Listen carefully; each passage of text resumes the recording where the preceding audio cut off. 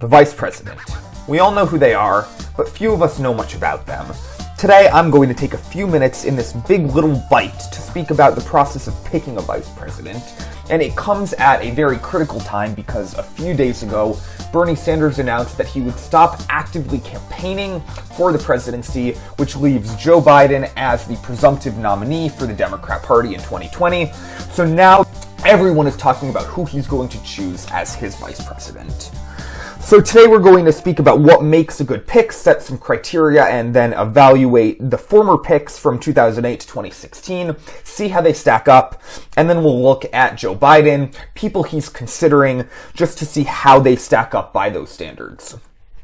Now, picking a vice presidential candidate is the most important strategic decision a presumptive nominee must make. Notice I say presumptive nominee. As soon as you have that one person who has this path forward, that's when this becomes a matter of discussion. And it can really make or break their chances. If you pick someone good, it can help propel that candidate to the White House. Someone bad can really hold them back. And there are a lot of goals of what your vice president should bring to the table. I think the biggest one is you need someone who's going to broaden the base of enthusiastic supporters. So while you're going to get the party line voters anyway, and the people who are deciding between the two candidates are not going to be thinking as much about the vice president, it does matter in determining who is going to be an enthusiastic supporter, the people campaigning and volunteering and driving that turnout up. That's where the vice president is very important. But also you need somebody who is going to contribute a different perspective. They can't be exactly the same as the presidential candidate. You have an opportunity to really round the ticket out. So that's a chance to choose someone who will bring something different to the table, represent some different demographics, contribute a different ideological perspective. And also you need somebody who's going to be a pretty safe choice. You don't want them to turn voters off or steal the thunder or be a liability or look really bad next to the presidential candidate. So overall, you want somebody who is going to be different but complementary. And the way that I think about this is the yin and the yang. They fit together, they're different, but they produce one cohesive whole. That is what you want the ticket to look like. And the ways that this yin and yang translates to certain considerations are in looking at these different criteria that I have.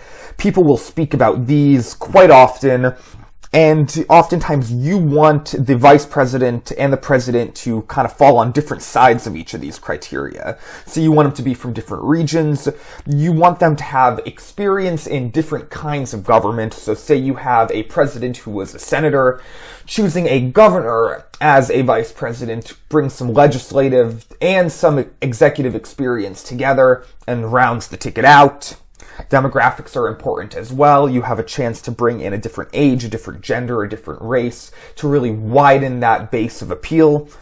And also with ideology, say you have a moderate presidential candidate, it's a good chance to play to the party's more extreme wings by bringing on a progressive if you're a Democrat or a conservative if you're a Republican, just so you have the entire spectrum covered.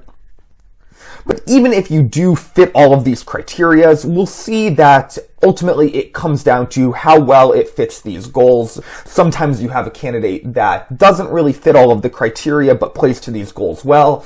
Other times you have the opposite. Now we're going to take a little trip through history. It'll be recent history. We'll look at 2008 to 2016, and we'll see how well these picks did. So here we have Barack Obama and Joe Biden. And Biden was a very good complement to Obama.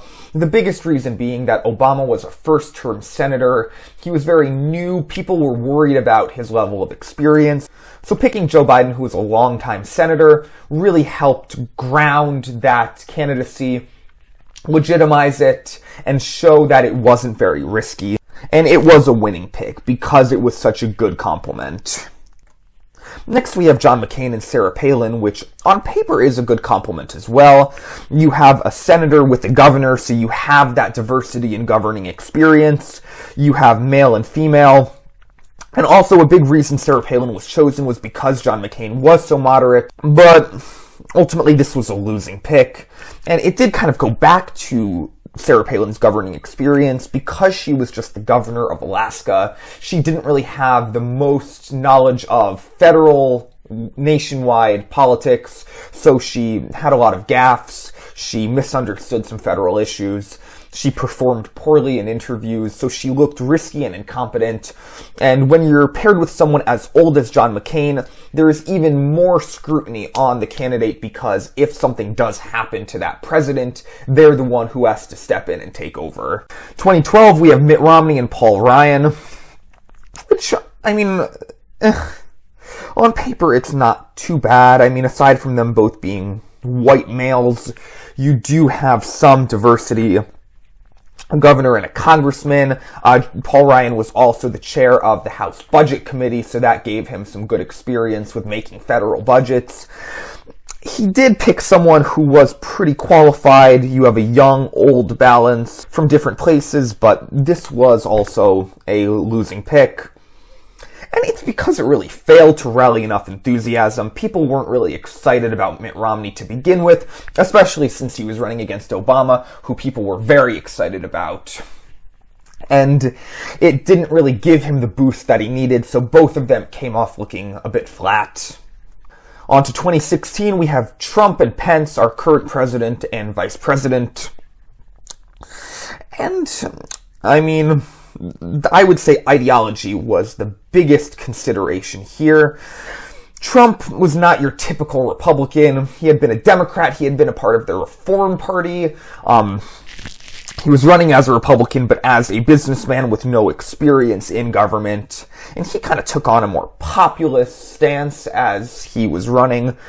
And Mike Pence embodied that truer conservative that had a lot of credibility, especially among religious conservatives, social conservatives, conservatives in middle America. He was a pretty safe choice, and that's why this was a winning pick. Donald Trump was the risky one. Mike Pence added some experience and some credibility with this key demographic that really helped him secure the religious social conservatives from middle America into his core base. They were running against Hillary Clinton and Tim Kaine. We see there's not a lot of blue here. It was not necessarily the best choice on paper. In terms of state, I didn't really give them this just because Virginia has become an increasingly blue state. It's not like because Tim Kaine was from Virginia, she had such better chances of sweeping the South. It didn't really add much there. They're both on the older side. You do have female and male, but the ideology was probably the biggest problem here, because Hillary Clinton was the more moderate choice. She was running against Bernie Sanders. When she won the nomination over him, a lot of the more progressive people thought that Bernie Sanders was duped, and by not picking someone who played to that more progressive wing, they were just kind of pissed off with this choice. And it was overall a losing pick. And the reason was that Tim Kaine may have been a good vice president if elected. He didn't bring anything new to the table. So he was popular among the establishment. He was popular among the Obama circles. He was popular among the media. But so was Hillary Clinton. Because it didn't add anything, it just wasn't a very enthusiastic pick. And then also, just for ha-has, we have Ted Cruz and Carly Fiorina. And what Ted Cruz did is, before he was the presumptive nominee, Donald Trump was still beating him. He thought that it would be a good power play to announce a vice presidential candidate. It was a former candidate for president, Carly Fiorina. And we can see on paper, they really hit everything. Ted Cruz probably went down the same list that I have and picked all of these things, but we see that that does not always work out. It did not help him win the nomination, and if he was the nominee, who knows if they would have won. So now we get to take a look at Joe Biden. This is something that's very relevant today. If you just search vice president, you'll get a litany of articles all about who Joe Biden is going to pick. And one thing that you'll see is, a few weeks ago, he vowed to pick a woman as his vice president. So this makes our job a bit easier. First we have is Amy Klobuchar. She was also a candidate for president. And the biggest appeal with choosing Amy Klobuchar would be that it opens up the Midwest. The Midwest is the biggest battleground now. It was safe Obama country, and then it became Trump country in 2016. So because she's from Minnesota, she has appeal with Midwestern voters who are on the more moderate side. With picking her, the hope would be that you can pull more of them to the Biden side. People who voted for Trump would vote for Biden. It would help him win that. But the biggest issue with this is that she is also pretty moderate, so you are ignoring those progressives that have gotten stronger since 2016, so who knows if it's a good idea to abandon them. It could just be Hillary Clinton all over again. The other thing you may notice is I have this baby blue for position/branch, and that's because even though Joe Biden was the vice president, which gives him some executive experience, he spent most of his years as a senator, so that's really what he's going to be bringing to the table more so. The one leg up that Amy Klobuchar would have is she is a sitting senator, so she's familiar with what's going on right now. Next up, we have Kamala Harris, who does fit more of these. Geographically, you have her coming from the West Coast. Also a sitting senator, giving her that experience too. Race, you also have more of a... With race, even though Biden is doing super well with black voters, Kamala Harris may help secure that a bit more. And with ideology, I said that she's progressive-ish. She's not really the hero of the American progressives, but she likes to make herself appear more progressive in contrast to Joe Biden. She's attacked him in the past for not being progressive enough, so maybe this could help her out a bit. Speaking of progressive, now we have Elizabeth Warren, and that's really the biggest thing that she would bring to the table. Choosing Elizabeth Warren would really pull in all of the Bernie Sanders supporters. She has a truer, sturdier progressive record, but demographically, it doesn't do very much. She's an older white woman, also from the East Coast. So that could neglect the Midwest, and it could just hand it back to Trump again. Speaking of the Midwest, Gretchen Whitmer, this is a pick that has been getting a lot of attention lately. If we rewind a few months back, no one really knew who she was outside of Michigan, but she is the governor of Michigan as of 2018, which gives her some executive experience. And the reason that she has gotten so much attention lately is because of the coronavirus.